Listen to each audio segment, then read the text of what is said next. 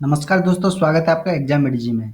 इस वीडियो में मैं आपको बताने जा रहा हूँ आईएएस के एग्जाम की तैयारी कैसे करते हैं, क्योंकि जो नए छात्र हैं, जो 12th में हैं, 10th में हैं या फिर आजकल तो 8th क्लास से ही स्टार्ट कर रहे हैं कि किस प्रकार से आईएएस का एग्जाम देते हैं, लेकिन उन इसके बारे में उन्हें कुछ भी नहीं पता है, बिल्कुल भी। किस प्रकार से एग्जाम होता है, क्या-क्या स्टेप होते हैं और क्या-क्या चीज़ें इसके अंतर्गत होती हैं और पोस्ट वगैरह क्या-क्या होती हैं, तो वो सारी चीज़ें मैं आपको बताऊँगा। तो आप नहीं जानते हैं ये सारी चीज़, तो देखते रहिए ये वीडियो। तो दोस्तों, सबसे पहले मैं आपको बताना चाहता हूँ आईएएस के एग्जाम का जो फॉर्मेट क्या होता है। सबसे पहले एग्जाम होता है प्री एग्जाम। दूसरा स्टेप होता है उसको कहते हैं हम मेंस एग्जाम। तीसरा जो स्टेप होता है वो होता है आपका इंटरव्यू।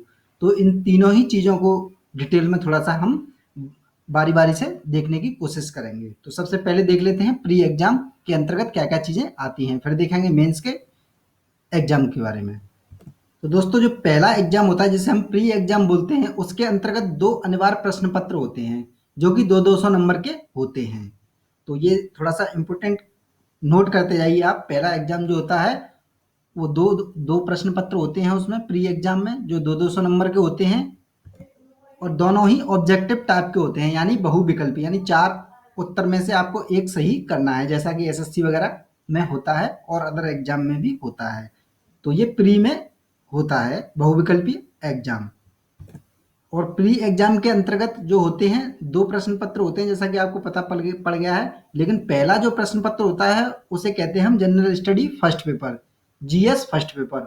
और सेकंड पेपर जो होता है वो होता है सी सेट का, यानी सिविल सर्विसेज एप्टीट्यूड टेस्ट। उसके अंतर्गत थोड़ा सा मैथ्स आता है, रीजनिंग आती है और आपका एप्टीट्यूड से संबंधित क्वेश्चन आते हैं, जो कि आईएएस के लिए एक तरह से एप्टीट्यूड जो चाहिए उससे रिलेटिव होते हैं। और कॉम्प्रिहेंशन वगैरह आते हैं, बहुत ही सिंपल होता है। जो सेकंड पेपर होता है उस पर ज़्यादा ध्यान देने की जरूरत नहीं है, बिल्कुल आपको ध्यान देना है केवल फर्स्ट पेपर पर, यानी कि जीएस के पेपर पर। और जो सेकंड पेपर होता है वो केवल क्वालिफाइंग मार्क्स लेके आने होते हैं आपको, केवल और केवल 33% अंक लेके आने होते हैं, यानी कि 200 अंक में से कितने हो गए, 66 नंबर लेके आने होते हैं, जो कि बहुत ही सिंपल होता है। और फर्स्ट पेपर के आधार पर, यानी जीएस का जो फर्स्ट पेपर होता है प्री एग्जाम का, उसके आधार पर आपकी मेरिट बनती है। तो ये ध्यान में रखना है आपको। और आपको बता दूं मैं, कई सारे लोग प्रश्न पूछते हैं कि ये जो प्री एग्जाम होता है उसकी लैंग्वेज क्या होती है। तो ये आपका हिंदी और इंग्लिश में छपा होता है, केवल और केवल। बाकी के तमिल वगैरह और जो 22 भाषाएं हैं हमारे संविधान के अंतर्गत, उसमें नहीं छपा रहता है। केवल हिंदी और इंग्लिश में ये छपा हुआ होता है। तो आपको पता पड़ गया कि प्री एग्जाम में दो पेपर होते हैं 2-200 नंबर के, जिसमें से फर्स्ट पेपर होता है जीएस का, सेकंड पेपर होता है सी सेट का। सी सेट जो होता है क्वालिफाइंग होता है, जिसमें 33 नंबर लेके आने होते हैं और फर्स्ट पेपर के आधार पर मेरिट बनती है। तो अब देख लेते हैं। एक फैक्ट और बता दूं आपको कि प्री एग्जाम में नेगेटिव मार्किंग होती है, यानी कि एक एग्जाम एक क्वेश्चन गलत होने पर आपको उस क्वेश्चन के जितने भी नंबर होंगे उसका 1/3, यानी कुल मिला के आप ये ध्यान में रखिए कि 1/3 नेगेटिव मार्किंग होती है।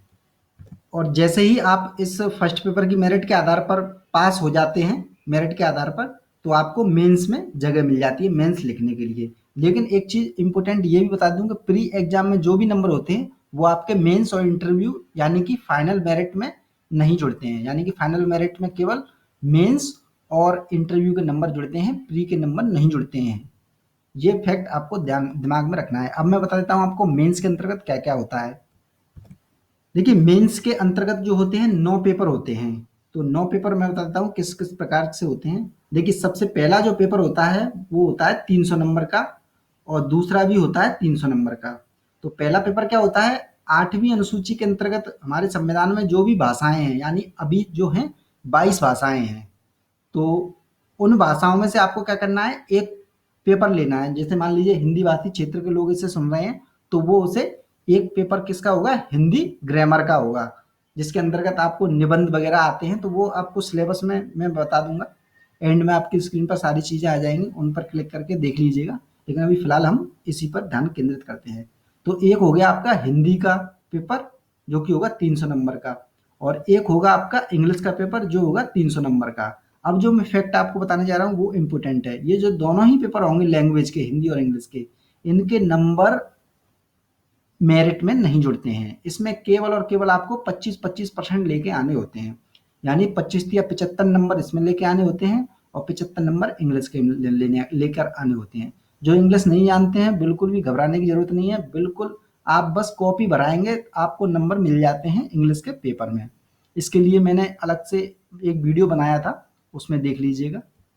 तो आपको पता पड़ गया कि दो पेपर जो होते हैं क्वालिफाइंग प्रकार के होते हैं, केवल 25% लेके आने होते हैं। जो नंबर मेन होते हैं, जो क्वेश्चन पेपर मेन होते हैं वो बता देता हूँ मैं आपको।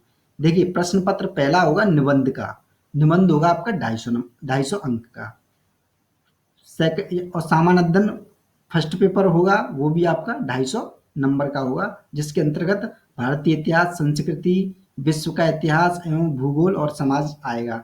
इसको मैंने विस्तृत रूप से अलग से वीडियो में बता दिया है। आप आईएएस की तैयारी कैसे करें करके एक वीडियो आ जाएगा स्क्रीन पर, उस पर क्लिक करके सारा डिटेल में देख लीजिएगा। 9-10 वीडियो है, पूरा का पूरा डिटेल में दिया हुआ सिलेबस, मेंस का सिलेबस सारा का सारा।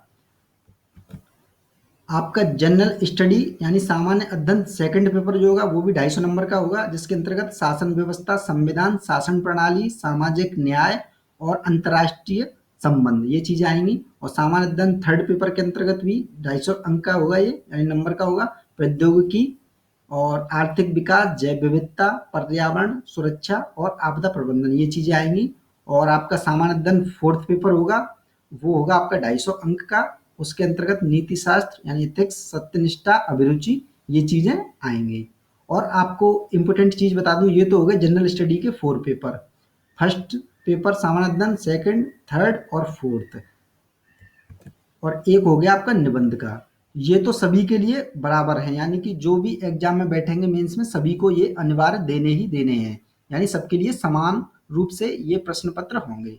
लेकिन सब्जेक्ट के पेपर होंगे दोस्तों दो, यानी एक सब्जेक्ट लेना पड़ेगा आपको कोई भी। जैसे मान लीजिए आपने ग्रेजुएशन में जो भी सब्जेक्ट लिए हैं, चाहे आपने history, polity, geography, Hindi, Marathi, Urdu कुछ भी लिया हो, आप उनमें से कोई भी सब्जेक्ट ले सकते हो। चाहे आपने ग्रेजुएशन में कोई भी सब्जेक्ट लिया हो, लेकिन आप कोई भी सब्जेक्ट ले सकते हो मेंस में एक सब्जेक्ट के रूप में।